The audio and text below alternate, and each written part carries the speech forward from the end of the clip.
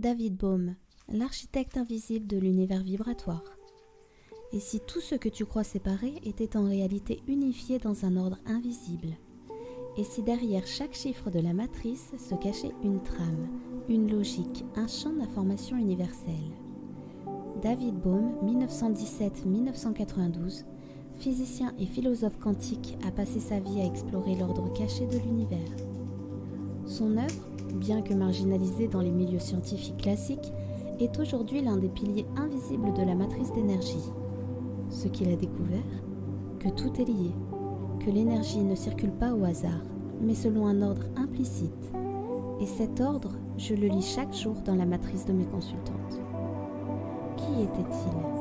David Bohm est né en 1917 aux États-Unis. Brillant physicien, il travaille avec les plus grands noms du XXe siècle. Einstein, Oppenheimer, Dirac. Mais rapidement, il sent que la physique standard ne suffit plus à expliquer la réalité du vivant. Il quitte les sentiers battus et se consacre à une exploration beaucoup plus vaste, presque mystique, de la conscience, de la connexion et du champ unifié.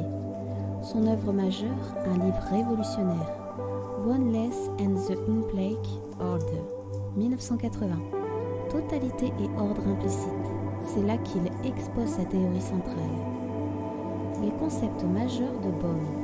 Premièrement, l'ordre implicite contre l'ordre explicite.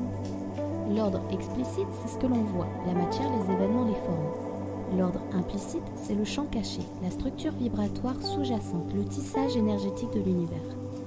La matrice d'énergie repose entièrement sur cette logique. Ce qui est visible, comportement, émotion, blocage, prend racine dans l'invisible. Ensuite, l'holon. Un holon est à la fois une totalité et une partie. Chaque énergie d'une matrice est une partie du tout de la personne, mais aussi porteuse du tout, l'ensemble du champ. C'est exactement ce que j'enseigne. Une zone énergétique ne peut jamais être lue sans la relier aux autres. Et enfin, la réalité comme flux. Pour Bohm, la réalité n'est pas fixe, elle est en mouvement constant, un flux d'informations et d'énergie. C'est pourquoi la matrice d'énergie évolue avec le temps. Cycle de l'année, énergie du mois, mission de vie, etc. En quoi Bohm est essentiel pour la matrice d'énergie? Parce que Bohm donne un langage scientifique à ce que je ressens intuitivement, que tout est relié, que l'énergie circule selon une logique subtile, que l'invisible structure le visible. Quand je décrypte une matrice, je capte l'ordre implicite d'une femme. Je traduis un champ de conscience énergétique en informations concrètes, activables et transformantes. Grâce à Bohm, je peux affirmer que la matrice d'énergie n'est pas une croyance, c'est une lecture consciente d'un ordre vibratoire universel.